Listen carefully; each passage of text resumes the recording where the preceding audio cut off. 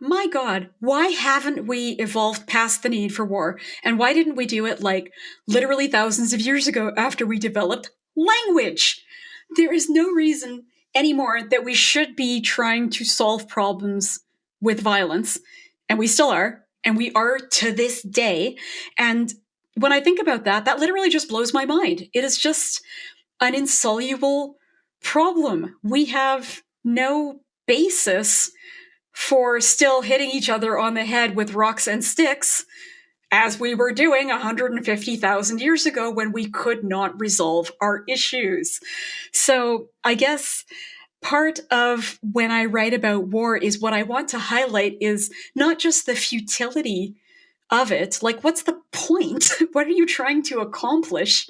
But just really, really highlighting that every war novel is an anti-war novel, because the more you read about it, the less justified and reasonable any conflict becomes. Because supposedly we're intelligent creatures. There is always a point at which we can stop before life is lost, and no one ever does.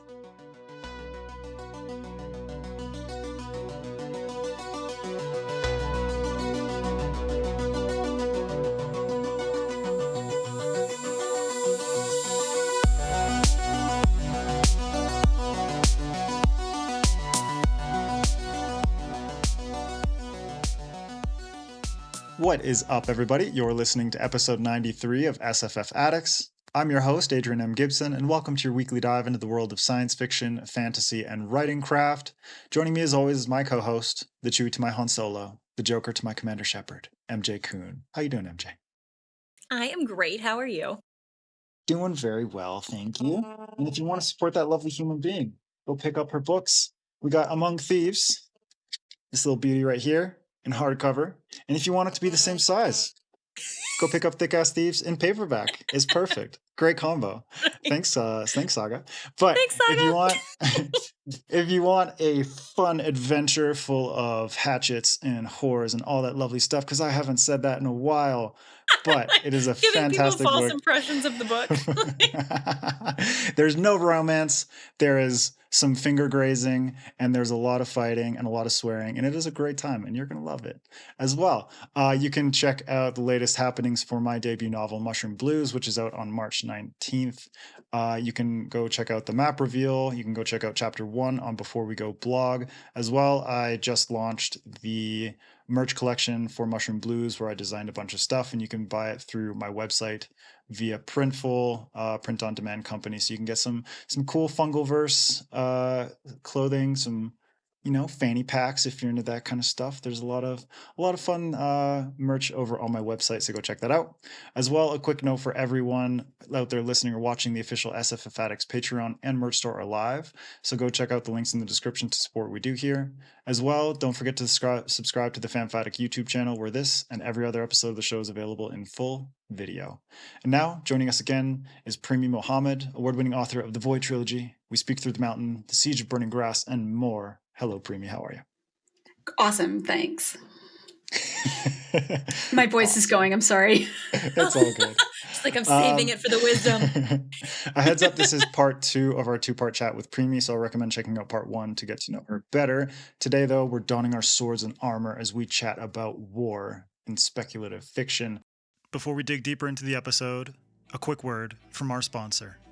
Novelo is an exciting new publishing and reading platform whose goal is to be the go-to for all things writing and storytelling. Their platform offers an intuitive, user-friendly way for writers to create and share their awesome stories for readers to enjoy, all while maintaining total control over their stories. Everything from the content to cover art and pricing is all controlled by the story's author. Novelo also offers social features such as message boards, direct messaging, and a news feed, where you can post updates to your followers. With future plans including support for comics and a marketplace for users to sell other writing-related services, the future of this platform is looking bright. And the best part? It's all available for free. No sign-up fees, no membership, just a growing library of epic tales. Sign up now to bask in the magic of books, where you can enjoy tales like Blackwater, an epic adventure by an award-winning author, or Limbo, The Door Above the Lake, a terrifying battle for survival. Whether you're a casual reader or a professional writer, Novelo is the place for you. Visit them at novelo.com. That's Novelo.com. And now, enjoy the rest of this episode of SFF Addicts. So, to start off, why is war, as a major part of the human experience and human history, something that you chose to tackle in your work, specifically the Siege of Burning Grass? God, I think a large part of it was just kind of the idea that, like, my God, why haven't we evolved past the need for war? And why didn't we do it, like, literally thousands of years ago after we developed language? There is no reason anymore that we should be trying to solve problems with violence. And we still are. And we are to this day. And when I think about that, that literally just blows my mind. It is just an insoluble problem. We have no basis for still hitting each other on the head with rocks and sticks, as we were doing 150,000 years ago when we could not resolve our issues. So I guess part of when I write about war is what I want to highlight is not just the futility of it, like what's the point? What are you trying to accomplish? But just really, really highlighting that every war novel is an anti-war novel, because the more you read about it, the less justified and reasonable any conflict becomes. Because supposedly we're intelligent creatures. There is always a point at which we can stop before life is lost, and no one ever does. Yeah. And we are still doing the things that even chimpanzees do. It's like territorial warfare, and we're still doing that shit. We're still doing that shit. We're still doing all of it. We're just, that is the one thing in human nature that I can't understand why we have not given up, gotten rid of. And it's the worst thing. Like, so yeah, it seems like a particularly rich area to mine, because then you can delve really deeply into character motivations and try to make these fictional people come up with reasons for them to still be fighting. Or in the case of the Siege of Burning Grass, reasons to believe that you can stop fighting, reasons to believe war can be ended or averted. And that's come up in other things I've written too, the idea that maybe we should not do this, or maybe we can head it off at the pass. I'm never presenting warmongers as nice, good people. So Right. Yeah. What, the Justifiably warmonger so. in Siege of Burning Grass was my favorite. He's such or a like- cool guy. like the general's turn, which is narrated by the villain. I wanted to get into that and just really highlight, like, do you hear yourself? Are you listening to yourself? And halfway through the story, he's like, wait, I am now. How did that happen? I'm like, you're a fictional character. Hope that helps. Meta. I hope that helps. Well, speaking of the Siege of Burning Grass, can you give listeners and viewers a better sense of what that book is about? I can try. So it is a novel. So it's, it's a bit heavier than the stuff that mostly is coming out this year. But a pacifist, a well-known pacifist leader, Alifret, is wounded by his own side and arrested, also coincidentally, and jailed, and told that his chance for freedom is to join a fanatic fellow soldier from his side in infiltrating the enemy city for this endless war that's been going on and off for generations. And he's told that if he can do so, the mission will be to join up with the pacifists in the enemy city and thereby end the war. And he has to basically go against all his principles to even start this mission, because for his entire group, the entire point is they're not going to contribute to the war effort in any way. Some of them take that far enough to be like, if they're cold and they see a uniform jacket on the ground, they won't pick it up. Some of them are slightly less militant about it, haha. But, it's something he has to think about. Is it worth trying to end the war? Is that something that he can do by doing this mission? And, crucially, are they telling him the truth? Yeah, which is totally the crux of the whole thing. What is the truth, and who has it even? Like, we Yeah. don't even know How sometimes. many different truths are there? Like a Yes. running theme through the book too is that both sides have been told by their leadership that there are different reasons for the various conflicts over the years, including this one, and they're very, very different narratives. And it's all predicated on the assumption that the two sides are not communicating with each other whatsoever, which turns out to not even be true. Right. Yeah, I mean, Another but lie. Another that's such a lie. reflection of real world wars where there's, Hmm. you know, uh especially now, it's like in the United States, for example, the Iraq war and the war in Afghanistan, and how the truth that was communicated to the public versus the truth of boots on the ground and what the soldiers were experiencing versus the truth of the people who lived in those countries and were being invaded and involved in these disastrous wars, and then also the enemy combatants, you know, Al Qaeda, what have you, and the truth that they were being told by their leaders. It's all just Hmm. so messy. It is so Messy. messy. Yeah. Yeah.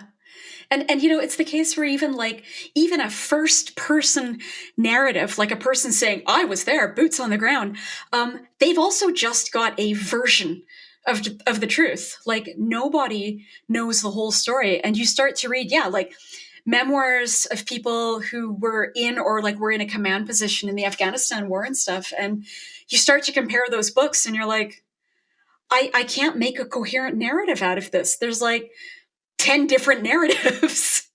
And Hmm. that's been the And case in nobody had war any for a sense really of long like, time. yeah, and nobody had any sense of like this is a cohesive mission. It's like, Yeah. no, there are Everybody's just doing many. their own micro mission. Yeah. Exactly. Yeah. Yeah. And that, again, that's very much what this book is about. And part of Alifret's issue is, history tells us, gives us many, many examples of, thousands of cases where a single micro mission like this turned the tide of the war. I'm even thinking of movies like The Guns of Navarone, right? Just a handful of people just flipping the whole narrative on its head because of what they did at a particular place in a particular time. Of course, he hasn't seen the movie, but you know what I mean. It's he's got this idea that, well, if it's happened before, maybe it could happen now, and maybe it's me, maybe it's us. And I don't know. I sure hope so. So hope is kind of what keeps him going, but it's very, very hard to hope in the face of, like we're saying, these fractured narratives about what people are doing and why they are doing it, which suggests that what they do next might not be reasonable or comprehensible to the people around them. Yeah. When you see Alfred right throughout the story really start to kind of break down in a lot of ways internally, right? Because he's just forced to question his own principles and things like that again and again and again. So you've mentioned a few, or at least one example so far, but I'm curious, what are some of the other most compelling examples of war depicted in fiction, in your opinion? And on the flip side, are there any like really popular media representations of war that you find to be less effective or even like distasteful? God, probably a lot of both. I guess. Well, for the there's so much out there. I'm not wild about the more like extremely sort of large scale pieces about war, like where you just see the two armies rushing towards each other on the field, and it's kind of hard to individualize what's happening, or if they just focus on the leaders, the ones giving the big inspiring speeches, and not focusing on the individuals who are there on the ground or things like that. I always thought Enemy at the Gates, both the book and the movie, were done really well because, again, yeah, the book is really, really good. It's very efficiently and gracefully written with just zero sentiment, and somehow they managed to put that in the movie as well. Um, just the again, these microscopic stories of individuals who were just aware that they were at a place and at a time where they could just put a thumb on history. kind of. So I thought those were really well done. In terms of spec fic, I really liked a recent series, Matt Wallace's Savage Legion series, because what that focuses on is, it's epic fantasy, right? It's very big scale. There are these big battles happening, and it does focus for a few of them on kind of the leaders, but mostly it focuses on a group of actual conscripts. So they've been drafted. They haven't even forcibly, violently drafted, actually. They haven't signed up for this. They don't want to fight this. Ideologically, they don't want to be there. And they're at very, very high risk, obviously, for desertion. So the leaders have taken every step to make sure that doesn't happen. And that got me to thinking about desertion generally, which is actually a ridiculous concept. I don't want to fight and kill people, so I'm going to leave, and then you're going to bring me back and kill me? Throughout history, people have had the enormous wasted manpower of these hunt and destroy teams that go and find deserters and bring them back and court-martial them and kill them. It's just, when you think about it, probably you shouldn't think about it. It's just the worst aspects of human behavior. So I appreciate that in those novels, the conscripts are treated with a real emotional depth and intensity, and they form most of the main characters. So I really liked that. I've always loved the depiction in Orwell's 1984, because you don't really see the war, but something happens there that I also included in Siege, which is that you don't know if your own side is going to fire on you, either by purpose, on purpose or by accident. In 1984, that's actually on purpose, because they're trying to convince the populace that this war is still going on, and that it's the other side firing the shells. But at the start of the Siege of Burning Grass, Alifred just straight up tells them, I happened to notice that the shell that blew off my leg had our flag on it. And they're like, these things happen. It's war. So, kind of that idea of the necessary fear of collateral damage being used as a control mechanism by the leaders who are perpetuating the war. God, I just hate that. But again, very, very, very much kind of on the mind. So yeah, those are the big ones that come to mind. I read a lot of, not very surprisingly, I guess, I read a lot of World War II war literature, and resistance and pacifist literature while writing The Siege of Burning Grass. So this is one of my few books where I actually threw a bunch of those references into the acknowledgements, because usually I don't keep track. This time I had it all kind of, at least saved most of it. And just the repeated patterns and themes that you saw on both sides of every major conflict, I was like, why do these patterns keep reappearing? Why do we not do something different? The Second World War was not our first rodeo.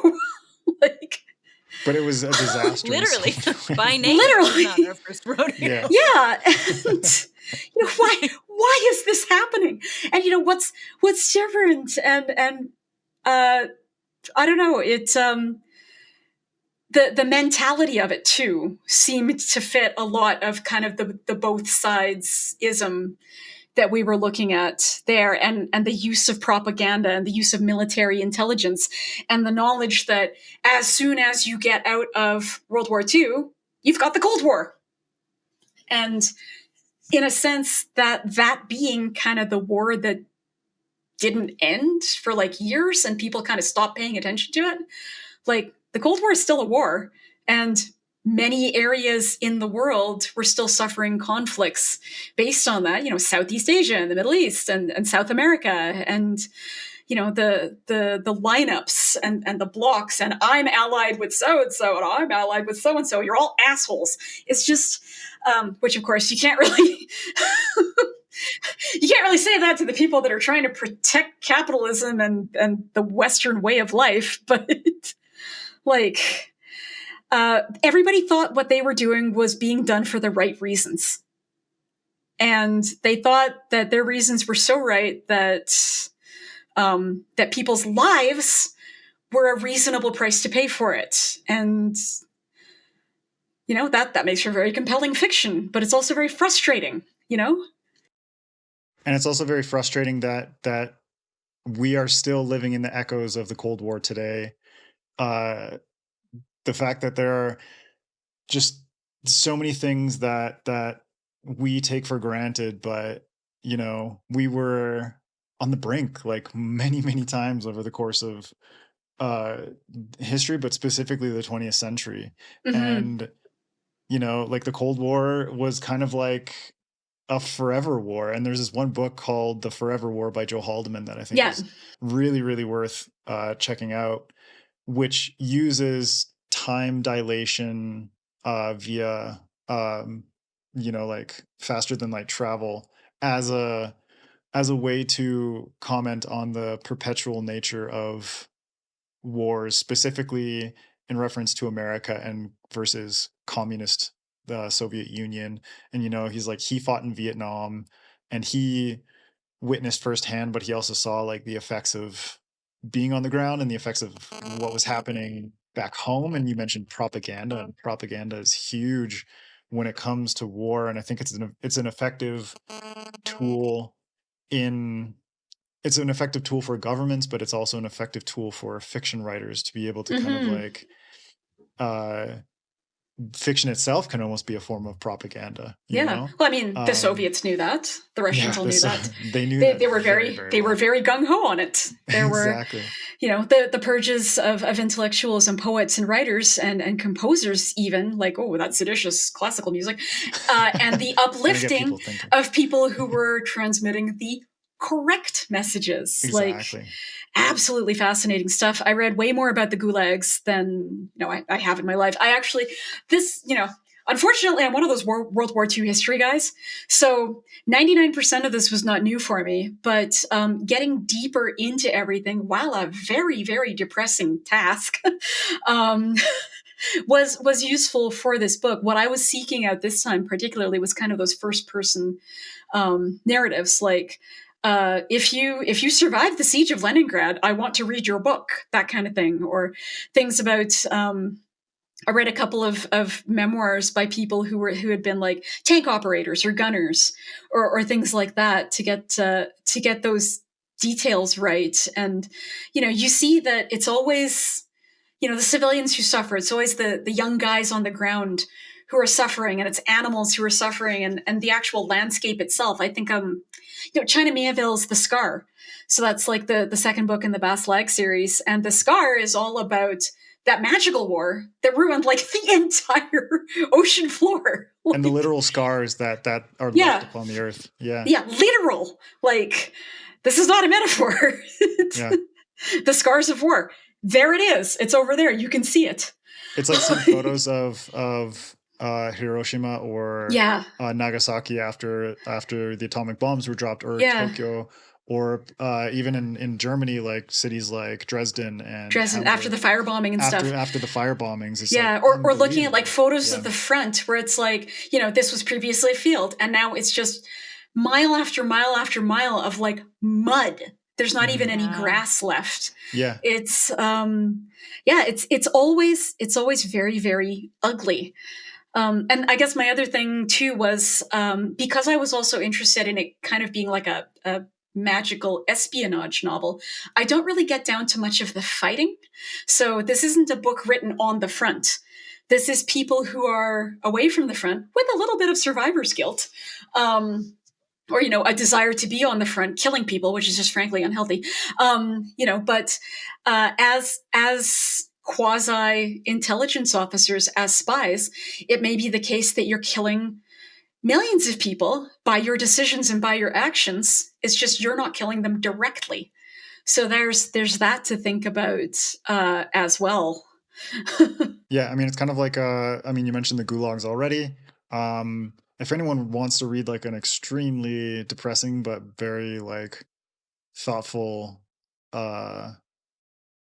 sort of like autobiography about the gulags, the Gulag Archipelago by Alexander Solzhenitsyn, is unbelievably powerful, but at the same time, it's like a lot of the people who were in like the Soviet mechanism or like the Nazi mechanism, you know, these individual people, especially in positions where they're not directly interacting with warfare, like you said, there might be instances where a single decision that they made or a single paperwork that they signed resulted in, you know, thousands, tens of thousands, hundreds of thousands of people dying, you know, and it's pretty insane. But from your perspective, like when it comes to writing warfare and speculative fiction, do you think that there are aspects that can benefit from being less realistic than others? Yeah, kind of. Well, I mean, particularly in the case of fantasy, where so much fantasy kind of defaults to, like, for some reason, the same sort of, yeah, like we were talking about sword and sorcery kind of Lord of the Rings. It's like what N.K. Jemisin talks about, like that factor X that's in speculative fiction. And when you choose what it is, so in fantasy, maybe that's magic. You know, in sci-fi, maybe that's, like we were talking about, like time travel or time dilation or cryo freezing or some world-ending weapon or something like that. Factor X, whatever you choose to add to your work to make it speculative, that should affect and permeate the whole thing, kind of. So when I think about war and speculative fiction, I think this is a case where you can go worse than a nuclear bomb. This is where you can look at the worst that humanity has done and go one up from that if that's what you choose. Or, you know, again, go smaller than that and look into what people are choosing to use for warfare and what they are committing wars over. So, you know, maybe a war over magic, maybe a war waged with magic, like in Terry Pratchett's Sorcery, you know, where they're fighting over the future of magic and magic users. You know, or in sci-fi, you've got things like those planet cracker weapons, things that we currently can't do and frankly shouldn't be trying to, but I'm pretty sure somebody out there is, like, probably fucking Elon Musk or something. I don't We know. shouldn't be aspiring to like a Death Star or anything like that. Right. Yeah. But you know, it's this is something that speculative fiction does try to do, is we take the real world and then we say, what if we could write a story that was not this, but was next to this, so that we can look at it and explore our ideas about it, in a way that makes you think about the idea rather than about the reality. So I'm not saying, you know, that's what all speculative fiction tries to do. This was definitely more the case in like the 60s and 70s, where people were just writing premise stories where nothing happened. They just explained the premise. But it is still important. It's still very important. If you've got a mage that can cast a spell that can kill everybody in a country, and you choose to write about that in your book, how's that going to look? There's a lot of decisions to be made there. Are you on the side of the mage? Is this a country full of people that are trying to kill your people? Is this a country full of collateral damage? Is this, you know, are these hostages? Did your government make a threat and now it has to make good on it? Have they threatened to blow up your people? Have they got a different type of magic? Have they got access to something you want access to? Have they got access to something that only they have access to, and you know, you want to coerce them into having it? It's you know, there's so many narrative decisions to make there, and it's all so much about what do you want to highlight? Do you want to highlight the cruelty? Is this a grim, dark story? Do you want to highlight the hope, or people helping each other, or the fact that people dissolve instantly into factions? Like, you know, like it's like in how do you pronounce it? Like Cixin Liu's The Three Body Problem, right? So you've got 3 books where humanity does fall apart into factions, and they all start to fight each other about this oncoming alien threat, the Trisolarians, right? Trisolarians? Yep. Trisolarians, I think. Yeah. For 3 books, you never actually see these aliens. You never meet them. You don't know what they look like. You never communicate directly with them. You only communicate around them, basically. And it's humanity that is doing this to itself. I think about that a lot. Probably, you know, at like odd moments at 3 a.m. when I wake up and just like freak out. But, you know, what's that telling us? What is that forcing us to think about in terms of human nature when we would rather look away. Is it a case of humanity's always going to pull together against a threat? We're definitely not. We've already seen that. We can't even pull together to like... The idea of a one world government is absurd. Even governments cooperating is absurd. It's not happening. It's not going to happen. It's I included that. So in my trilogy, my debut trilogy, so Beneath the Rising, A Broken Darkness, and Void Ascendant, there's kind of a major incident at the end of book 1. And then at the start of book 2, we're told that instead of governments coming together to provide support and maybe research what happened and come up with defenses and monitoring to figure out how to prevent this from happening again, maybe, everybody's gotten extremely suspicious. There have been a couple of nuclear weapon exchanges. Nobody trusts anybody. Like, clandestine intelligence is up 800%. Places have fortified their borders. Everybody just sucked in like a turtle into their shell, and now they hate and mistrust everybody. And as I was writing that, I'm like, this isn't really what would happen, would it? Yeah, it kind of would, though. It probably kind of would. Or maybe. Yeah. Well, there's something interesting I want to touch on that I feel like it would definitely is explored in Siege, where you see people, at least not necessarily boots on the ground, because like you've mentioned, it's not you're not on the front, but you see people on both sides of your fictional war, people of both societies. What, if any, responsibility do you feel like sci-fi fantasy writers should have in kind of humanizing both sides, or combatants on both sides? Is there harm done when a fictional war is presented as a simple battle of good versus evil, or is there space for that? Is it kind of an it depends? Like, what's your take on? I still find myself landing on it does kind of depend. I mean, we have all read Lord of the Rings and probably internalized a lot of Lord of the Rings, and that's not presented as a case of you should definitely have sympathy for the orcs or whatever because they were just made that way. That's something that the reader will either have or not have. So I think the author's responsibility is to present their story in the way that sounds best to them, because we have no control over the reader. The reader's just going to bring whatever baggage they have with them. They're just going to roll it right in on its little wheels and then unpack it as they read. And the people that want to sympathize with the bad guys, so-called, and put themselves on their side are always gonna. It doesn't matter what the author puts on the page. It just does not. It's always the reader. These are the people who go onto social media and say, yes, I happen to think that if you do enjoy Stephen King books, there is something wrong with you, because that means you enjoy murder and you support murderers and torturers and serial killers. These people are out there. We've all seen them. They are being completely sincere. I can't control who reads my books. I just want to present the story that I want to present. But in this particular case, what I also wanted to present was the people at the bottom, like the civilians and the people who are fighting the war, have been told what narrative to believe. And unless they're presented with a different one, they're just going to keep doing what they're doing. And there's no reason to, I guess, paint them as being, evil or unreasonable if you also know that they can't be fully informed.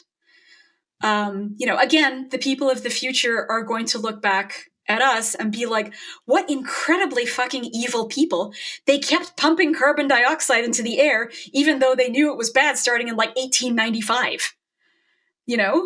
Like, we're still doing it. We're the bad guys. Yeah.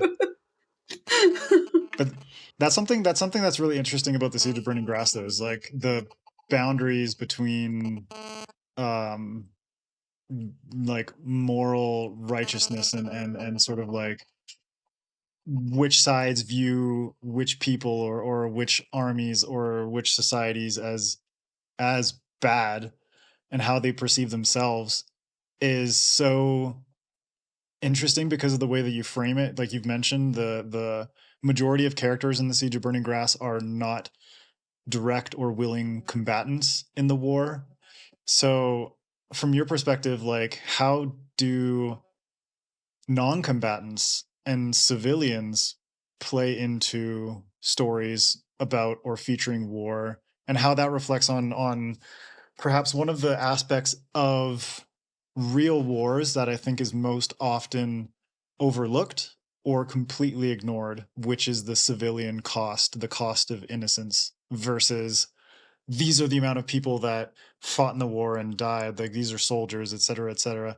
Like the statistical kind of, I wouldn't say inconsistencies, but the statistical ignorance Yeah. regarding The who wanted deliberate to be involved. Yeah, who wanted to be ignorance. involved in this Yeah. fucking war versus who was just a casualty of it. Yeah. See, and I really wanted to focus on that. I included that at the start too. So for instance, Alifred's prison is actually a school that's been repurposed after the children have been evacuated, we assume, we hope. This was something that I came up, years ago when I was reading about World War II and particularly like the Russian advance. So if they were in an area where they thought they were going to have like German fighting, this isn't even a case where we think of like the collateral damage to civilians as the civilians' lives. It's like the civilians' lives later. Because what they would do is they would go in, set fire to people's barns, burn up all the hay so that the German horses would have nothing to eat, kill their livestock and throw mud on it, to spoil the meat so that the Germans would have nothing to eat, and then march away thinking, job well done. We have taken away these resources from the oncoming enemy. Meanwhile, Right. It's not the the Russian destruction peasants, of lives. It's the destruction the of Russian peasants livelihoods. are sitting there like, the fucking what? Because this was a cost of the war that they were probably not expecting. And just this idea, this repeated cruelty, like, we're going to blow up the bridge with our own men on the other side just to make sure that not one single enemy soldier can get across. This repeated idea of, we, the leaders, are smarter and better than you. So we have started this war, A. And B, we are the ones who get to decide what's a sacrifice, not you. So, if you run away from being a sacrifice, we'll just follow you and kill you to make sure that it worked. If you try to protect or hoard your grain so you can feed your children, we'll just kill you and we'll take the grain. And just reading about this happening again and again and again, and everybody doing it thinking that they were doing the right thing, the smart thing, and the thing that would win the war, it eventually does something to you. And I thought, we don't get to hear those Russian peasant stories. We just get to see, the report afterwards from the sergeant or whoever was like, yep, mission accomplished. We burned those barns and then we salted the fields. And the enemy is not going to get anything. And then we left. So not even a remark about the people that lived in the village, because they don't matter. And when you read back through the histories of villages that went out of their way to feed and shelter wounded soldiers, again, if you read War and Peace, which it's just obviously a big book, but a fantastically absorbing and beautiful story about that interaction between like the nobles and the conscripted men and the enlisted men and the people in the villages who were like, I have nothing. I have a hovel, but there is a convoy of wounded soldiers coming through. So yeah, I'm going to clear off my kitchen table and let this young wounded soldier recover in my house. And just those bright moments of humanity from people that have been destroyed and oppressed by their own side and the so-called enemy, and when the higher ups simply don't care, I thought, okay, let's turn the spotlight a little bit. Let's turn it away from the people making the decisions and turn it onto the people who are the subject of those decisions, whether or not the higher ups realize it or not. Right. So you see the actual impact in a way that those higher ups don't care often. That was actually one of the best aspects of the miniseries Band of Brothers, which is what some of like the I think the second one was called like the Pacific, and it didn't really go into this as much, but in Band of Brothers, something that was really fascinating was obviously this is a very core cast of characters who are all soldiers, but the thing that was most uh compelling about what they were going through was the ways in which they reacted to the people and environments around them and the people that they met along the way, like going through countries like France and Belgium, and those small bright moments, those character moments that really stand out, or when they arrive at the concentration camp and the interactions that they have and the horror that they're witnessing, seeing these Jewish people in the concentration camp. Those are the kinds of things that really stand out because it's like it's intimate, and I think war stories really benefit from intimacy as opposed Mm-hmm. to, not to harp on Lord of the Rings again, but like you were saying Mm-hmm. Yeah, earlier, it's but it like is big battle and quintessential and example and of here's large Yeah, here's but that's the yeah. example. Yeah. And it's like here's Theoden and he's giving his big speech, but you don't really get any Yeah. perspective on any of the individual soldiers other than Eowyn Our and main their characters. or face and their Yeah. helmet. Yeah. Mary, or like the main characters. Yeah. It's like everyone else is just kind of set pieces on this giant Yeah. chessboard, See, and And so I that's think the why, intimacy is really beneficial in that sense. yeah. And that's why when I was doing my research this time, I started to seek out those first person narratives. Because, like, for instance, you'd read the first person narrative, like the story, 30 pages or whatever. And then you go to the history book and realize those happened at the same time. So the history book is saying, the general sent his report, and the report said, Division 516 went down the hill and engaged the enemy. Okay, well, Division 516 was 1,000 soldiers. There was a village in the way. There was also a creek.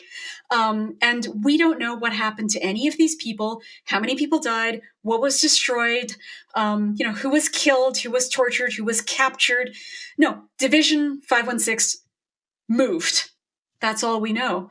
And it's not until you read the story of, like, the tank gunner who was like, let me tell you how this looked. Boy howdy, when that unit started moving, I looked at all the individual faces, and here's what I did, and here's what I was told to do, and then here's what happened, and then my leg fell off. And just like, it's that intimacy. It's like you said, like, because all the history books for decades have just shown it from, like, the 10,000-foot view. So all we see are these smudges moving across the landscape. We tell ourselves these aren't real people.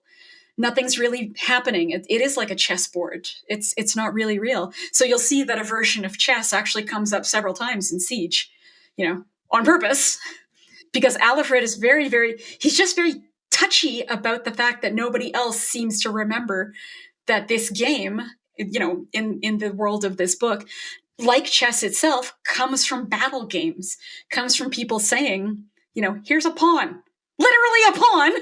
I'm just going to move it here. And let it get knocked off the board. Because you're dispensable.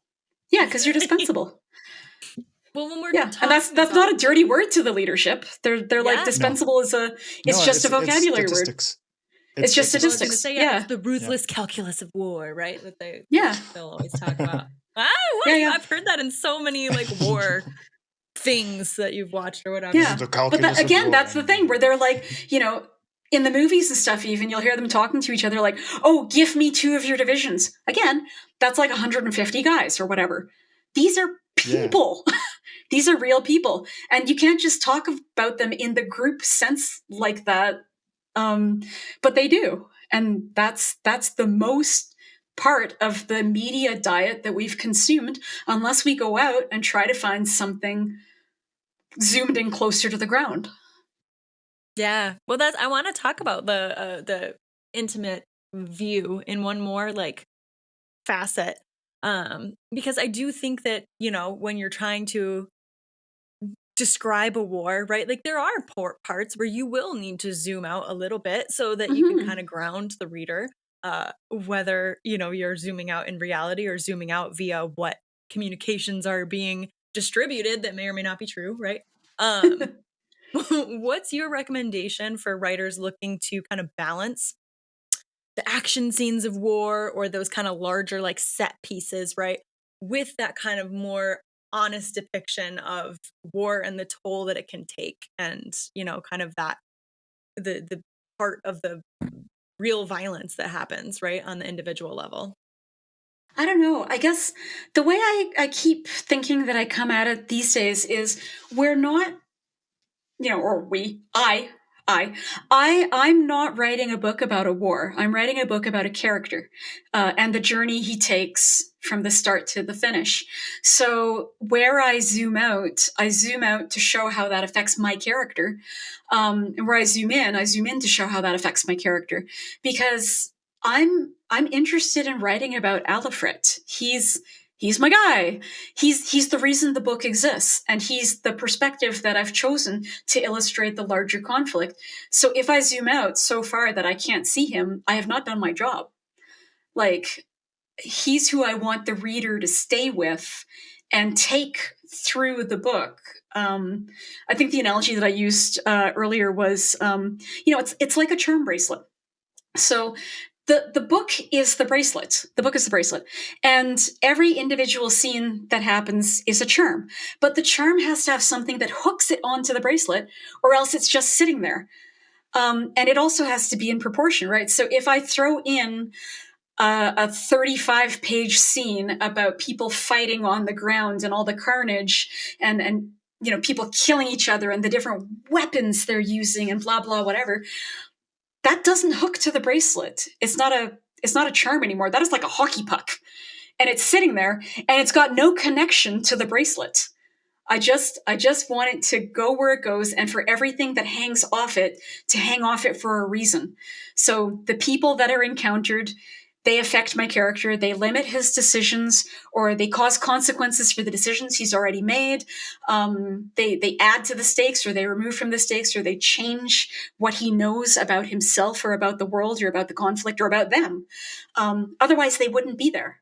So I guess that would be my advice: is follow your people through the story. Don't make the story smudge them out of existence or anonymize them, Yeah. Yeah, I that's love that why analogy. Yeah. what's the movie? Platoon with Mhm. what's the name of that actor? I completely forget. I haven't seen Anyways, Platoon the for like movie's called I decades. know Platoon. I haven't seen Yeah, Platoon yeah. either, It's so I'm gonna I can Google see it. his face yeah. though. Yeah. Yeah, but that movie is so good because everything that happens is a reflection on the character. When fights happen, when battles happen, you see it through the eyes of that soldier and the ways in which the tolls of war weigh upon him, and that's why it's so effective, because you have Mhm. that direct connection to cause and effect, and Yeah. how that plays out And through how the he's eyes of someone changing. who is just, Yeah. like changing and realizing how horrific Yeah. this situation is. Well, So I and think it's it's, really like as that. soon as you said that, that made me Go think ahead. of Das Boot, which should be the most boring goddamn movie in Mhm. the world. And it's like 4,000 years long. But every time I watch it, I am just riveted because I am invested in what happens to these people. And 5 minutes in, I'm like, oh, there's no reason to, get attached to any of these people. But then you find that you are. And that's why you keep watching. It's got nothing to do with the submarine. It's got everything to do with people's individual stories and what the plot is doing to them and how it's just beating on them to the end of the movie. Yeah. And I think that's when war in fiction is most effective, is Yeah, when I agree. the things that are happening are in service of the character, Yeah. where the circumstances are bringing about change in their perspectives and how they view war as a concept. And yeah, like when you dehumanize it, when you pull out too far and you can't even see the individual people, then that's when it becomes distance, and that's when you become Yeah. desensitized to the realities of it. And I think That's that's that's why when it so many starts to modern feel wars yeah. That's when it yeah, starts that's to why feel so many modern academic or wars are just historical rather than fiction. yeah, Because yeah, then exactly. again, you're reading the textbook that was like, this unit moved across the hill, and you're like, we zoomed Mhm. out too far. Like, now it Yeah, reads like a textbook. Yeah. yeah. Or Sorry to cut you off. Yeah. like a documentary or something like that, where it Yeah. just feels too, or even like a lot of mainstream news where they're propagating stories that are meant to in some cases purposefully humanize, and in other cases purposefully dehumanize. And that's the power of story. And that's the power of story. Yeah. That's the power of knowing who your viewer or your reader is going to attach to, and you encouraging that attachment or discouraging it. Like, particularly for me with Siege, the antagonist, I guess, Kudur, who represents everything that is that Alfred has fought against since the start of the war, and also in many respects everything he's fought against for his whole life, because he's not a nice guy. The few moments where I opted to humanize him or have him talk about his past or his village or his childhood, I resented that. I wanted to make him less complex. But I couldn't stop. So it worked so well though, Premee, because it made it all the more frustrating to read him, because it's like the truth or the reality of what you're supporting is staring you in the face in so many different ways. Alfred's trying to tell you, it's hidden in the subtext of so many things that you're witnessing and have witnessed, and yet here we are. So yeah, if it makes you feel any better, at no point did I go, you know what, this Kudur guy, I like this guy. Okay, good. Yeah. Yeah. The whole time I was just like, good, because he's terrible. And that's his whole thing. Is the thing I hate most about him is how little he changes. Is that's why Alfred finds himself running up against not just the brick wall of the war and of upper leadership and of the enemy itself, but of this douchebag that he is traveling with who refuses to budge an inch. And that's why fanaticism is the real enemy in this book. That's why, because people don't change their minds. They have to have their minds changed for them. It's such a huge problem, right? I feel like it does a really good job, the dynamic between those two characters does a really good job of showing that immovability. So I say it almost feels like futility, which sounds like I'm saying it's a message of hopelessness, which it's not. I promise, guys, read it. But please buy the book. It shows that frustration that I'm saying you feel Alfred's frustration, right? By showing that what feels like futility every time he's coming up against. He's like, this guy's not even in charge, and he's drunk so much of this damn Kool-Aid, right? Yeah, it's like he is carrying the Kool-Aid with him, and Alfred was like, oh good, now that we've left and he's not under the influence of those deranged leaders anymore, maybe he'll be more reasonable. And Kudur's like, actually, absolutely not. In fact, I'm going to get worse, just so you know. So But that's one of the most fascinating things about war is even for the people who are so stubbornly attached to their ideals and to their beliefs, war is ultimately a thing of change.